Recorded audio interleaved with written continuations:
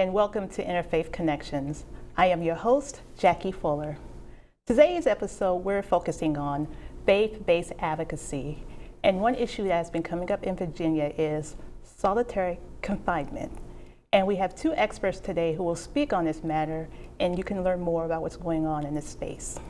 And I have here John Horsch, who's been on our show before. He is the coordinator for Social Action Linking Together, or SALT, and Gay Gardner. She is representing the organization known as Interfaith Action for Human Rights. And we are so glad to have them on the program. Thank you for coming on, and welcome back. Glad to be back. It's an honor. Have you Thank here you. on the show. Thank you very much. So, Gay, since this is your first time, can you share with our audience some background information about yourself and your work? Sure. I'm currently serving as the Secretary of Interfaith Action for Human Rights.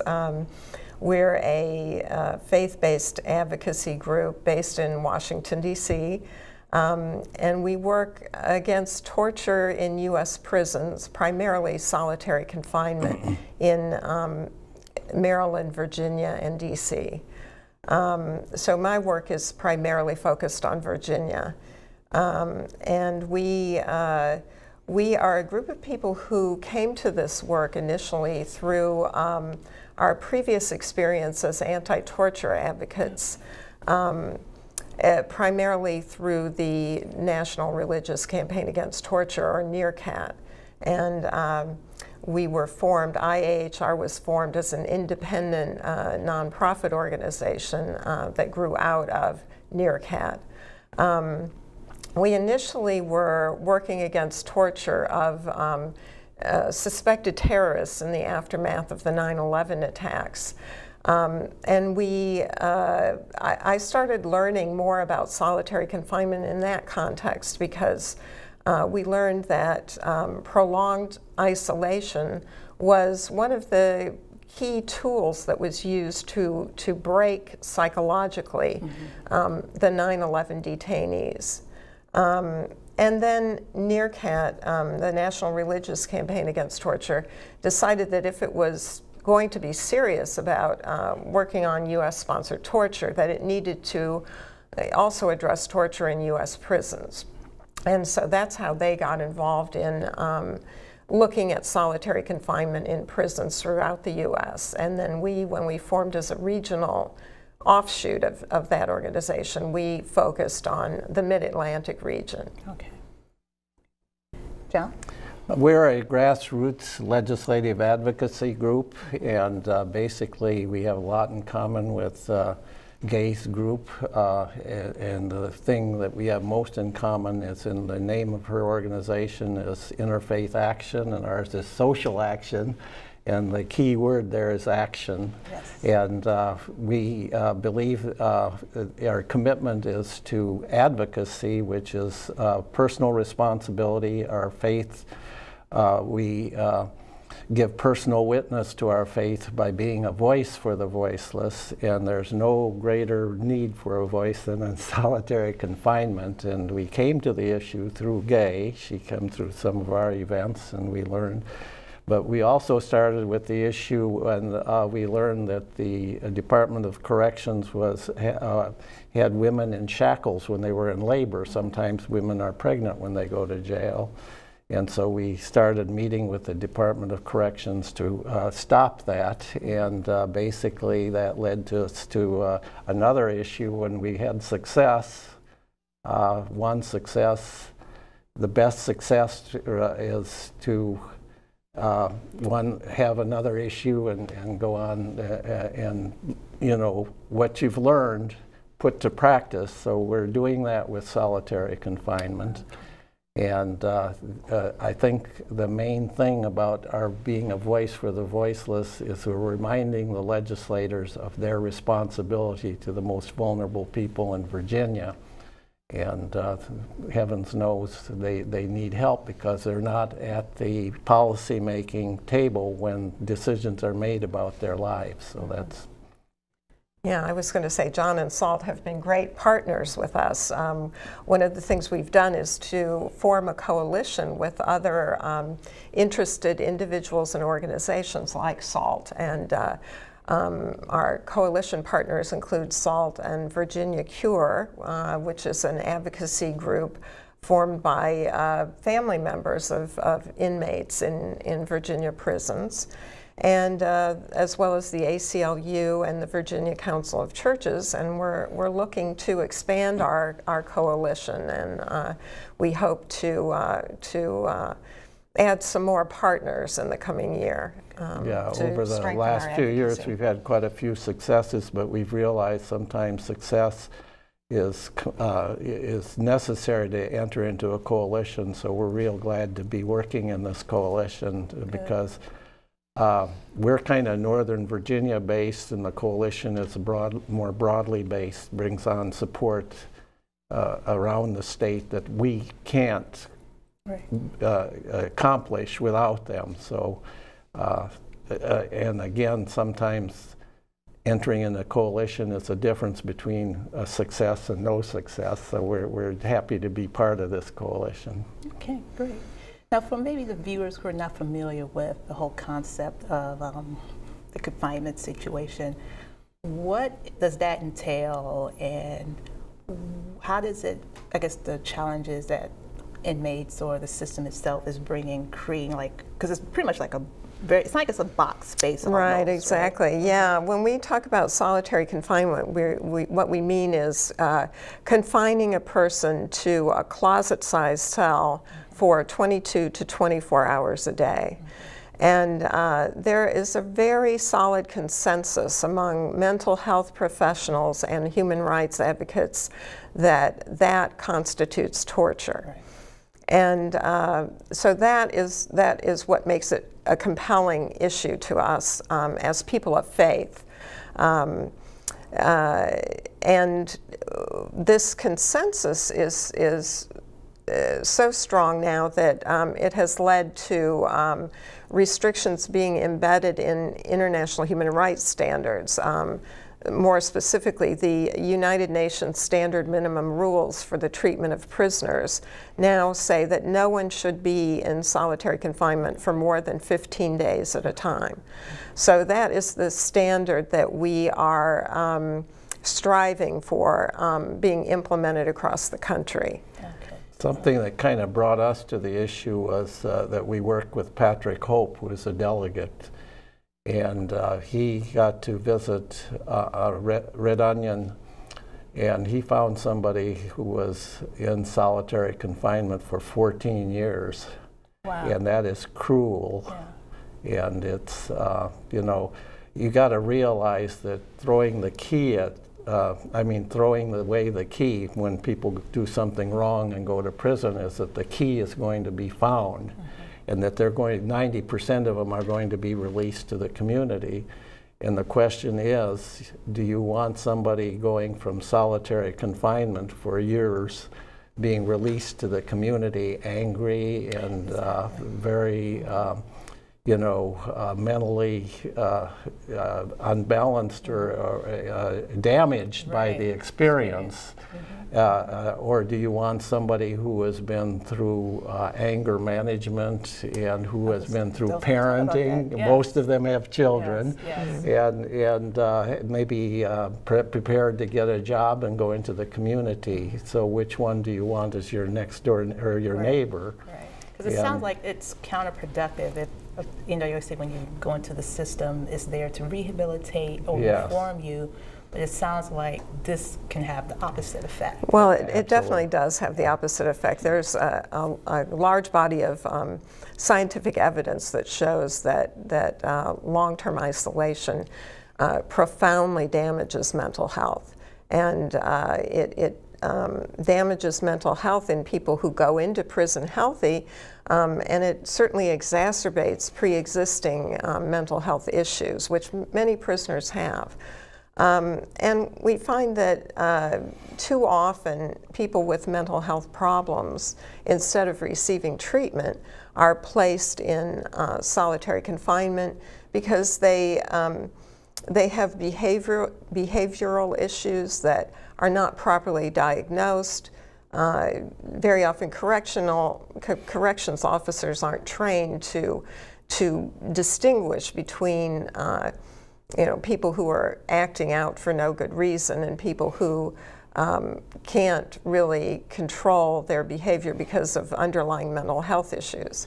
And so when you put people who have these kinds of problems in isolation for a long time, it's guaranteed to exacerbate the problems.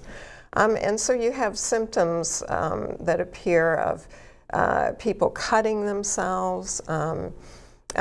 Suicide rates are much higher among prisoners in solitary confinement than prisoners in the general population. People sort of lose touch with reality, because when you're alone all the time like that, you sort of lose any kind of reference point in the outside world. And so people will often develop hallucinations. So it's very harmful. And as John pointed out, what you really don't want to have happen is people being released into the community directly from solitary confinement. Now in Virginia, my understanding is that it's no longer the policy for people to routinely be released directly from solitary confinement, and they've set up re-entry pods where people are given access to resources to help them find jobs and so forth when they get out. But we really have a lot of questions about the adequacy of the support that's provided to them in the re-entry pods, and we've learned of cases where people don't go into the re-entry pods as far in advance of their release date as they are supposed to on paper. And I've corresponded with many men at Red Onion Prison and Wallens Ridge Prison in Southwest Virginia, which is where most of the long-term segregation prisoners, as they call it, have been. And I know of one man, for instance, that I was in touch with, who was released from prison sometime last summer, but it was very clear from my correspondence with him that he had severe mental illness. He recognized that he did. He was not being treated other than through psychotropic drugs. And we don't know what's happened to him. I was very worried about him because it was clear that he was not prepared to function in society. And we, of course, have lost touch with him now and don't know his whereabouts. But it makes you wonder how many other cases like this are there. We just don't know. We're really concerned about people who are mentally healthy. They deteriorate, especially if it's prolonged. And I think the thing we're looking at is the prolonged solitary confinement, and that it should be a last resort. What we keep hearing is that they file a grievance against a guard or something, and all of a sudden they find themselves in solitary confinement for minor infractions and this kind of thing, so it's being abused. But the other thing is that it's practical reasons. It's very ineffective, and it's very costly. I mean, it probably costs 2 or 3 times as much for the prisoner who is in solitary confinement. So there's a lot of practical reasons. And I guess Gay can tell you more, but Department of Corrections started a step-down program, which they can set goals, and if they meet the goal, they can have the time reduced. And basically, we're hearing that there's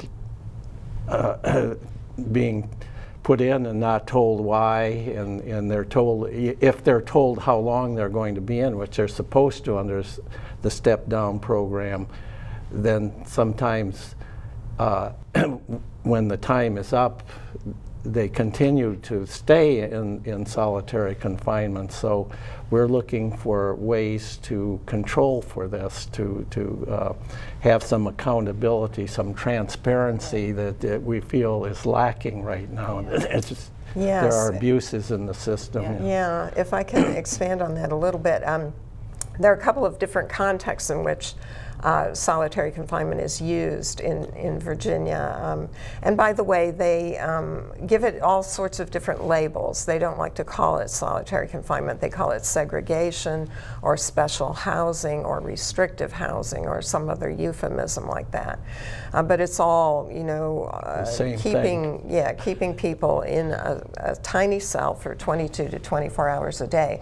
And sometimes it's used for comparatively shorter periods as punishment for a disciplinary infraction. And we find this happens quite a bit with nonviolent infractions, as John mentioned, you know, mouthing off to a guard or you know, having a grievance, I think. Filing a grievance, yes. It's used as retaliation, allegedly. This is what we hear from them. And as John mentioned, they're not told how long they're going to be in isolation when that happens. We had a case that came to our attention recently of 6 men at Nottoway Correctional Center, which is a medium security facility. They were they had the practice of gathering periodically for Bible study. And once they were in a room doing Bible study together, as they told us. And there was a conversation going on in the same room among other inmates about new restrictions on mail that had been imposed and how they could grieve that or, you know, protest those restrictions. There was a guard who thought the men who were doing Bible study were participating in that other conversation. The men in Bible study were taken out of the room, put in solitary confinement, and then the next day they were sent to Red Onion Prison, a maximum security prison. And they were in solitary there for 62 days. When we found out about it, we sent an email to the Department of Corrections, the Director of Corrections and several of his staff, raising concerns about this. We later learned that the next day they were released from solitary, but they're still in Red Onion Prison. We don't know why. And they were not told why this was happening to them. They were not told how long they would be in solitary. Every time they asked somebody, they were given a different answer.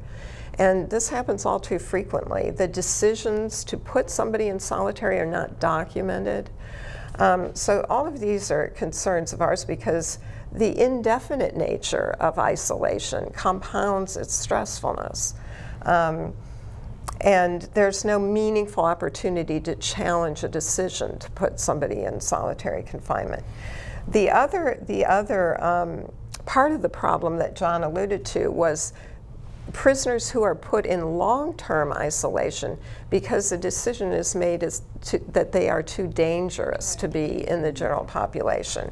There again, there's a lot of secrecy associated with that kind of decision. And the step-down program that John referred to is a mechanism that Virginia implemented in 2012 to enable those men who are in long-term isolation to gradually transition back to the general prison population. And there are certainly success stories associated with that. There are many men who have gotten out of isolation that way. And the numbers the Department of Corrections cites of men who have transitioned that way are impressive. But we have found that there is a subset of those prisoners who are labeled the worst of the worst. They're given the designation IM, which stands for intensive management. And those prisoners are never allowed, generally never allowed, with maybe 2 or 3 exceptions that we're aware of, they're never allowed to leave isolation, even if they successfully complete the step-down program. So we have a great concern about that because that, for all the reasons we've been discussing, that should never happen in our view. I think the one thing, a couple things we're pushing for or working toward is, you know, due process when they go in, so that they, like the Bible study, they could make their case to you know, be able to document that they, you know, that this is appropriate, you know, because it mentally it breaks them when they go in, and so then if their time is up, as part of what we're working for is, you know, they need to be told why they're being, and that there's due process, and then when the time is up, we're hearing, I think, as well, that they're not being told while it's being expended or why it continues. They're not given an explanation, and so. And this, if I could just finish the problem with the IM prisoners, the so-called worst of the worst, they're rated periodically on different categories of behavior. So, and these categories include things like keeping their cell neat, maintaining proper hygiene, standing for count when the guards come through and call their name, and showing respect. And so if they get a certain number of negative ratings in any of those categories over a review period, they are held back within the step-down program, or maybe even put back to the beginning.